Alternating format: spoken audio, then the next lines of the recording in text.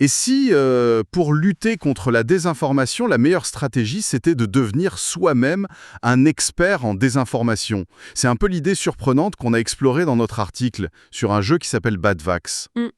C'est un jeu vidéo gratuit qui est conçu pour nous vacciner, si on veut, psychologiquement contre les fausses infos sur les vaccins. Ça utilise ce qu'on appelle le pre-bunking. Oui, c'est ça. Alors aujourd'hui, on va décortiquer un peu comment ça marche, sur quelle base scientifique ça repose, comme on l'a détaillé dans notre papier. C'est un sujet vraiment important, parce que la désinformation sur les vaccins, ça crée de la méfiance, et ça peut même, on l'a dû, favoriser le retour de certaines épidémies. Et comme on l'a constaté dans nos recherches, le debunking classique, enfin corrigé après coup, Oui, ça arrive souvent bien trop tard. Badvax, lui, mise sur la prévention. tout à fait. Et au cœur de cette approche, il y a cette théorie, la théorie de l'inoculation psychologique. C'est vraiment l'analogie centrale de notre article. L'idée, c'est un peu comme un vaccin, en fait.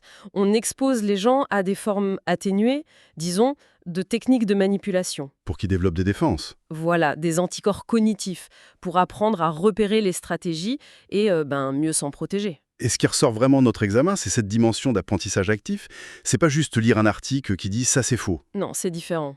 Là, le joueur, il expérimente les techniques. Il se met dans la peau, il voit comment ça marche de l'intérieur. Le jeu, en fait, il ne dit pas quoi penser. Il montre comment les manipulateurs, eux, ils pensent, comment ils opèrent. C'est ça.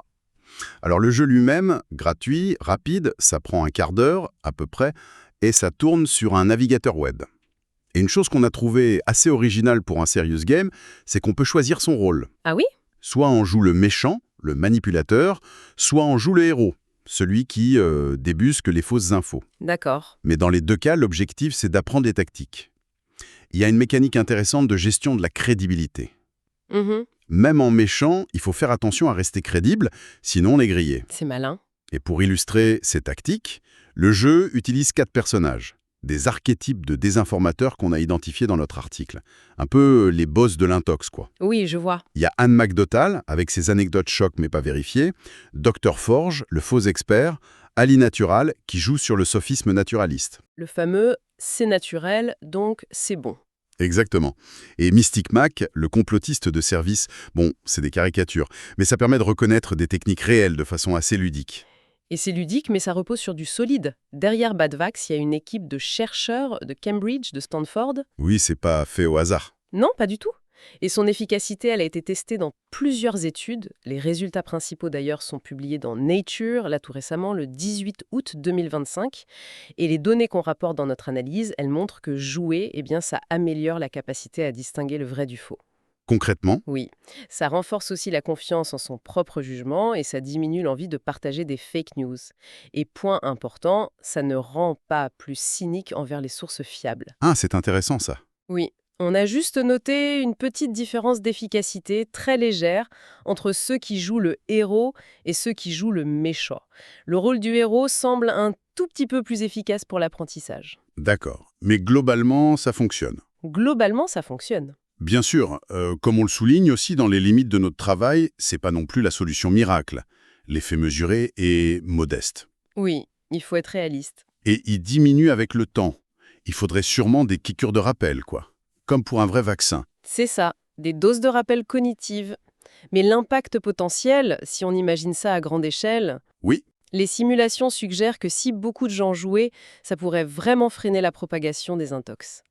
L'idée finale qu'on dégage dans notre conclusion, c'est de viser une sorte d'immunité collective, cognitive. Immunité collective cognitive. J'aime bien l'idée.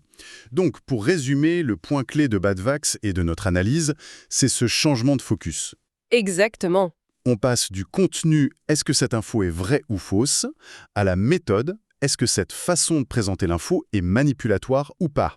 Et ça soulève une question importante pour notre quotidien, je trouve. Comment est-ce qu'on peut aiguiser notre propre esprit critique?